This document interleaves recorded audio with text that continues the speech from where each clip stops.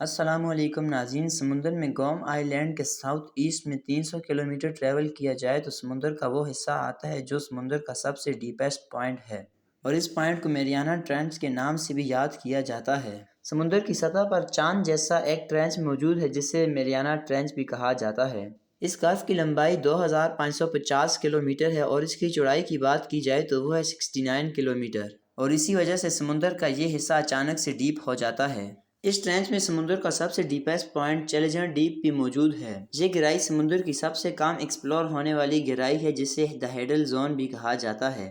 اس کا یہ نام گریک انڈر ورلڈ گاڈ ہیڈیس کے نام سے رکھا گیا تھا۔ اس گہرائی میں خوفناک اندھیرا، کھانے کی کمی اور ہڈیوں کو توڑ دینے والا پریشر اس بات کی گواہی دیتا ہے کہ یہاں کریئچرز کا رہنا بالکل ناممکن ہے۔ پہلے تو یہ بھی سمجھا جاتا تھا کہ ہیڈل زون تک انسان کبھی نہیں جا پائے گا، لیکن 19ویں صدی میں ایک ایسا واقعہ ہوا جس نے اس کنسیپٹ کو ہمیشہ کے لیے بدل دیا۔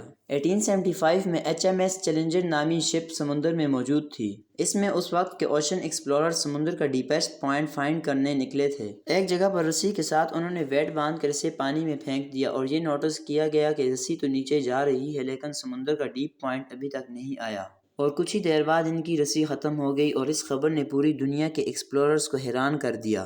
میریانا ٹرینچ سمندر کا سب سے ڈیپیسٹ پوائنٹ ہے، صرف یہی جاننا ضروری نہیں تھا۔ یہاں تک کئی بار پہنچنے کی کوششیں کی گئی لیکن یہ گہرائی اپنے قریب کسی کو نہیں آنے دے رہی تھی۔ چیلیجر ڈیپ کی ڈسکوری کے 80 سال بعد یعنی 1960 میں یہاں جانے کے لیے دو لوگوں نے ہمت باندھی، اور یہ دو لوگ تھے جیک پیکارڈ اور ڈان ویلش، اور انہوں نے یہ کارنامہ ٹریس نامی سب مرسیمل میں بیٹھ کر انجام دیا۔ ان کا یہ 5 گھنٹے کا سفر ڈھیر ساری مشکلات سے بھرا ہوا تھا۔ اس گہرائی میں پانی کا پریشر سی لیول سے 1000 ٹائم زیادہ ہوتا ہے۔ ان کے سفر کے درمیان ان کی سب مرین کا شیشہ کریک ہو چکا تھا جس کی وجہ سے چیلیجر ڈیپ میں صرف وہ 20 منٹ ہی گزار پائے، اور پھر مجبوراً انہیں اوپر آنا ہی پڑا۔ بے شک ان دونوں نے وہاں تھوڑا ہی وقت گزارا لیکن انہوں نے جو چیز وہاں دیکھی اس نے سائنٹیفک کمیونٹی کو ہلا کر رکھ دیا۔ زندگی، جی ہاں دوستو، سمندر کی سطح سے 11,000 میٹر پانی میں انہوں نے مچھلی دیکھی۔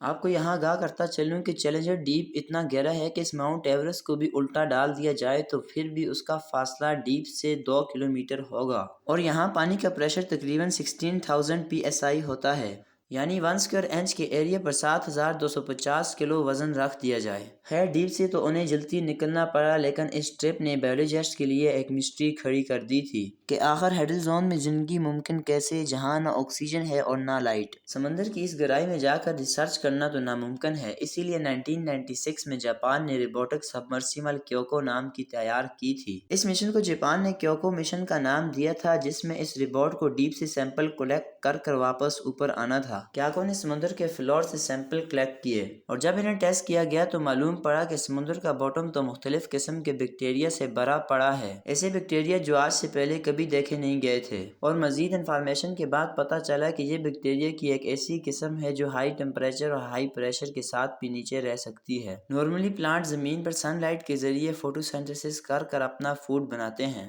اگر سمندر کی گہرائی میں کسی چیز کی زندگی ہے تو وہ ہے ان بیکٹیریاز کی وجہ سے۔ ان بیکٹیریا کی خاص بات یہ ہے کہ یہ کاربن ڈائی آکسائڈ اور پتھروں کے منرلز کو یوز کر کے انرجی پروڈیوس کرتے ہیں، اور اس پروسیس کو کیمو سینتھسس کہا جاتا ہے۔ اور یہ نوٹس کیا گیا کہ ان بیکٹیریاز کی بنائی گئی انرجی سمندر کی اس گہرائی میں موجود دوسرے کریئچرز کے لیے انرجی کا باعث بنتی ہے۔ اور دوستو، میریانا ٹرینچ کی گہرائی میں بسنے والی ایک مچھلی کو دیکھا گیا ہے جس کا نام سنیل فش ہے۔